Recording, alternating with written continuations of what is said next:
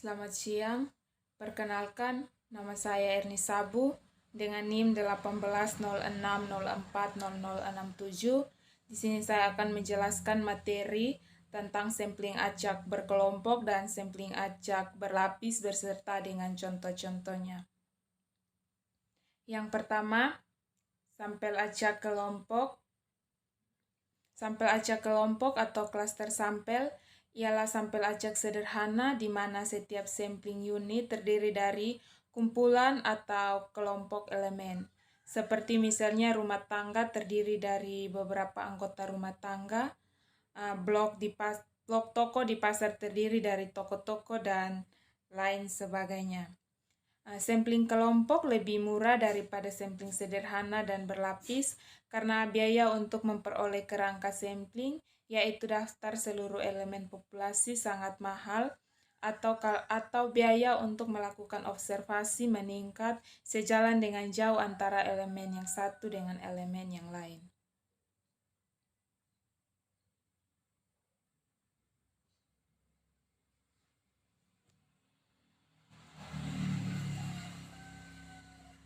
Yang berikut perkiraan rata-rata dan jumlah.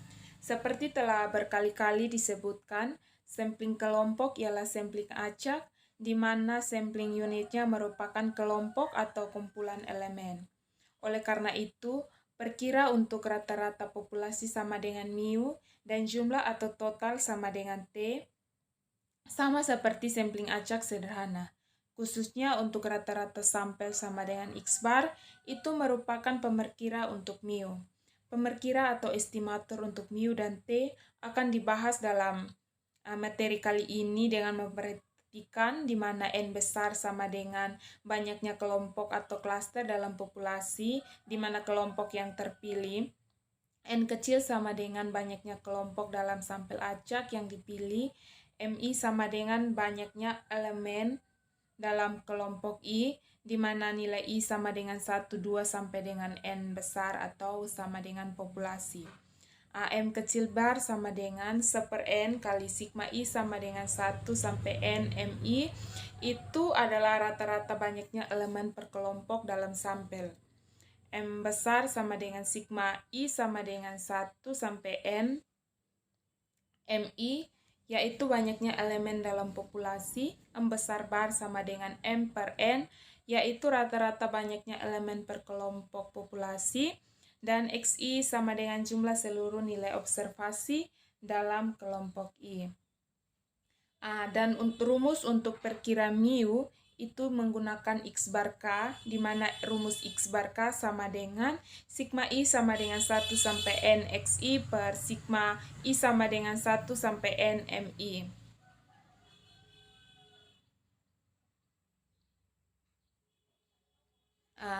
Langsung saja ke contoh, untuk lebih jelas langsung saja ke contoh. Di sini contoh soal 6.2.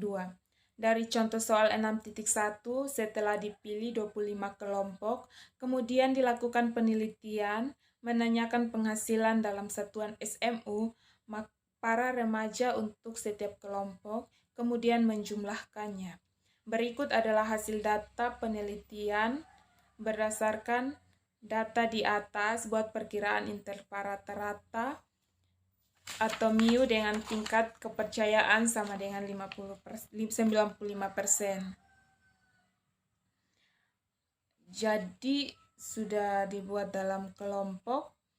Kelompoknya ada kelompok 1 sampai dengan 25 dan banyaknya remaja dalam kelompok sama dengan MI itu dari 8 sampai dengan 8, jadi sigma MI sama dengan 151. Dan jumlah penghasilan remaja dalam kelompok sama dengan XI dalam satuan SMU itu dari 96.000 sampai dengan 41.000. Jadi untuk sigma XI itu sama dengan 1.329.000. Selanjutnya pemecahan. X bar sama dengan sigma XI per sigma MI sama dengan 1.329.000 per 151 sama dengan 8.801 SMU. Untuk menghitung varians X bar, kita perlukan perhitungan seperti berikut. Yang pertama itu sigma XI kuadrat sama dengan X1 kuadrat tambah X2 kuadrat tambah sampai dengan X25 kuadrat. Itu sama dengan 96.000 kuadrat tambah 121.000 kuadrat tambah sampai dengan 41.000 kuadrat. Itu mendapatkan hasil 82.039.000.000. Berikutnya sigma MI kuadrat itu sama dengan M1 kuadrat tambah M2 kuadrat tambah sampai dengan M25 kuadrat sama dengan 8 kuadrat tambah 12 kuadrat tambah sampai dengan tambah 8 kuadrat. Itu mendapatkan hasil 1047. Dan sigma XI kali MI itu sama dengan 96.000 dikali 8 sampai dengan 41.000 kali 8 dan mendapatkan hasil 8.403.000. Selanjutnya sigma XI kurang X bar kali MI dikuadratkan itu sama dengan sigma XI kuadrat kurang 2X bar kali sigma XI MI tambah X bar kuadrat kali sigma MI dikuadratkan. Itu mendapatkan hasil 15.227.502.247. Oleh karena M besar bar tidak diketahui, maka M besar bar diganti dengan M kecil bar, di mana M kecil bar itu sama dengan 1/N kali sigma MI sama dengan 151/25 sama dengan 6,04. Karena populasinya sama dengan 415, maka varians T sama dengan populasi kurang sampel dikali populasi kurang sampel per sampel kali populasi kali M bar kuadrat kali sigma XI kurang X bar kali MI dikuadratkan per N kurang 1, itu mendapatkan hasil 653.785.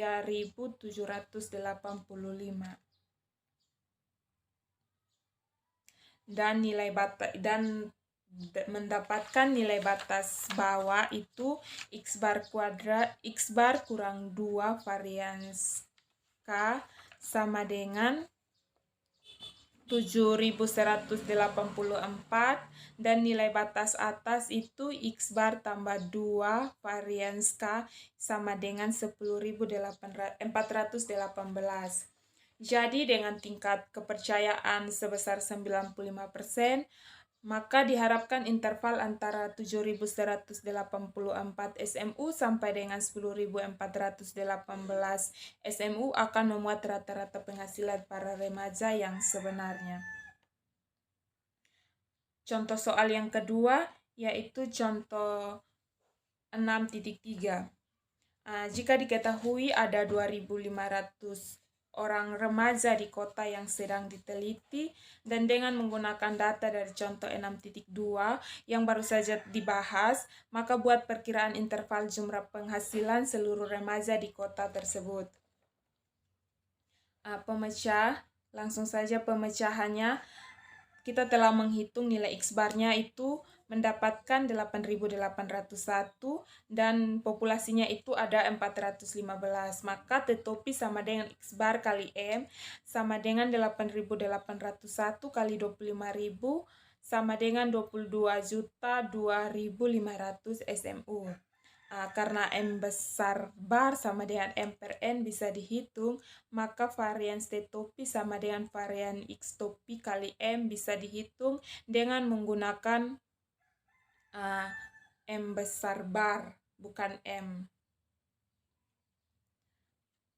Selanjutnya, maka mendapatkan hasil itu T-topi plus minus 2 varians T-topi atau X bar M plus minus 2 varian X bar kali M. Di mana X bar kali M plus minus 2 kali akar M kuadrat varians X bar. Sehingga diperoleh hasilnya itu 22.2.500 plus minus 4.042.849. Jadi dengan menggunakan tingkat kepercayaan sebesar 95%,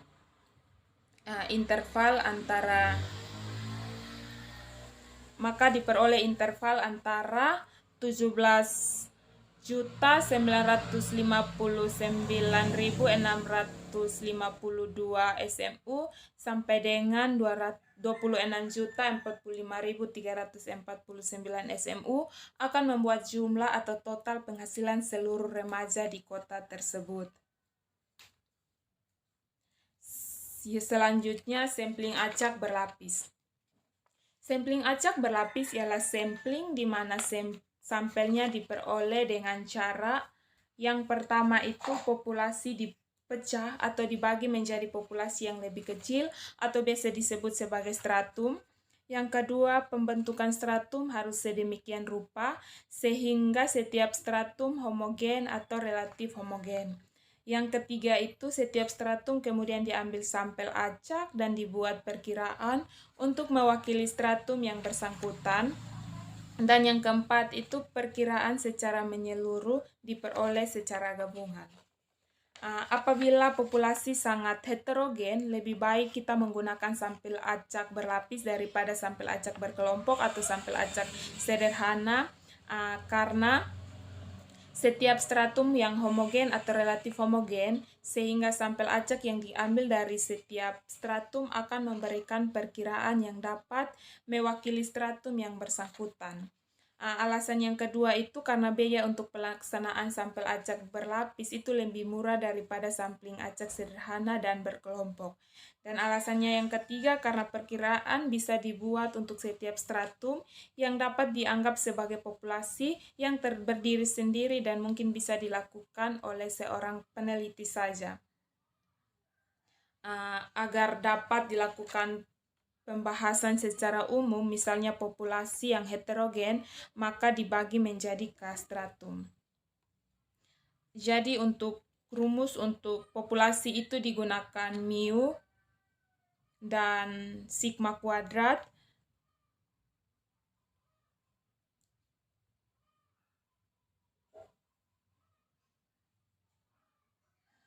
Dan untuk sampel itu digunakan X bar dan varians, di mana X bar dan varians itu perkiraan untuk mu dan sigma kuadrat. Langsung saja ke contoh sampling acak berlapis. Contoh yang pertama itu contoh 4.1. Suatu biro periklanan ingin memperkirakan rata-rata waktu selama seminggu yang dipergunakan penduduk anggota rumah tangga untuk melihat siaran televisi yang masih boleh menyiarkan iklan untuk promosi penjualan.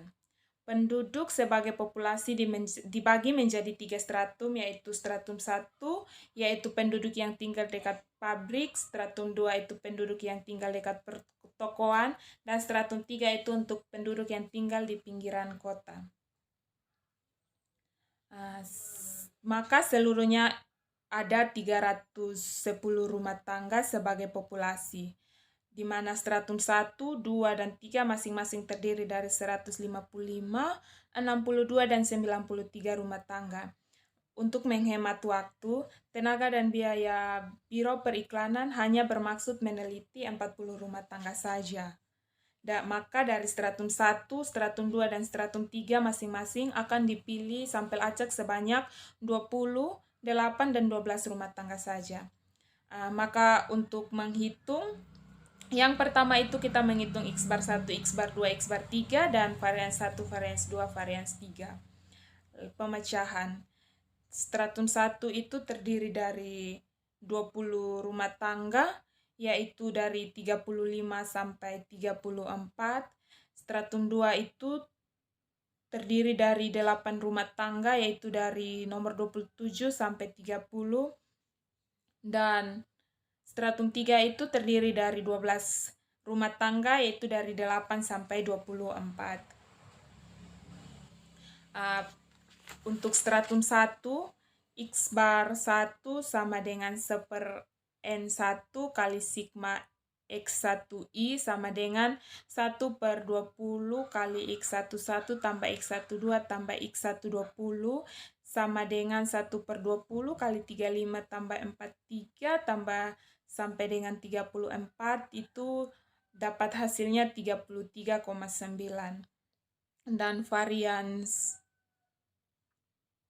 1 sama dengan 1/n kurang 1 kali sigma xij kurang x bar 1 kuadrat, itu dapat hasilnya 35,358.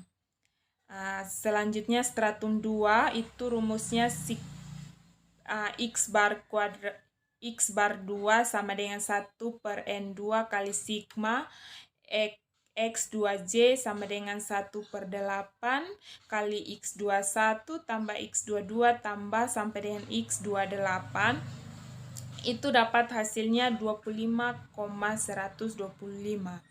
Dan untuk varians 2 itu dapat hasilnya 232,411. Dan untuk stratum 3 itu X bar 3 sama dengan 1/n3 kali sigma X3J kali sigma X3J sama dengan 1 kali X31 tambah X32 sampai dengan X312. Dan untuk nilai varians 3-nya itu dapat hasilnya 87,636. Maka diperoleh hasilnya itu untuk stratum 1 diperoleh sampel 1 itu 20, X bar 1 sama dengan 33,9, varian 1 sama dengan 35,358, dan populasi untuk stratum 1 itu 155. Selanjutnya untuk stratum 2 itu sampelnya 8, X bar 2 sama dengan 25,125, varians 2 sama dengan 232,411, dan populasi untuk stratum 2 itu ada 62. Dan untuk stratum 3 itu sampel yang diambil itu 12, X bar 3 sama dengan 19, varians 3 sama dengan 87,636, dan populasi yang diambil itu 93. Di mana nilai untuk mu1, mu2, di mana nilai untuk X bar 1, X bar 2, X bar 3 itu perkiraan untuk mu1, mu2, dan mu3, dan varians 1, varians 2, dan varians 3 itu perkiraan untuk sigma kuadrat 1, sigma kuadrat 2, dan sigma kuadrat 3. Jadi kesimpulannya itu penduduk yang tinggal di daerah dekat pabrik, pertokoan, dan pinggiran kota secara rata-rata per minggu itu menonton televisi selama 33,9 jam, 25,125 jam, dan 19 jam.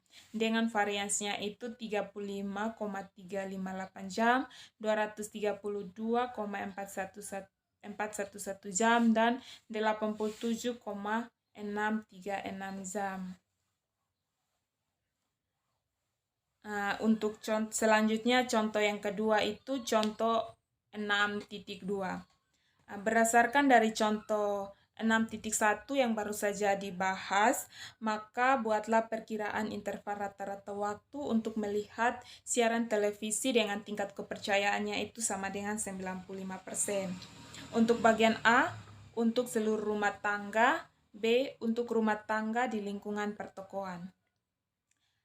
Langsung saja pemecahannya dari data dari contoh 4.1 yang baru saja kita bahas, maka kita menghitung A-nya untuk seluruh rumah tangga.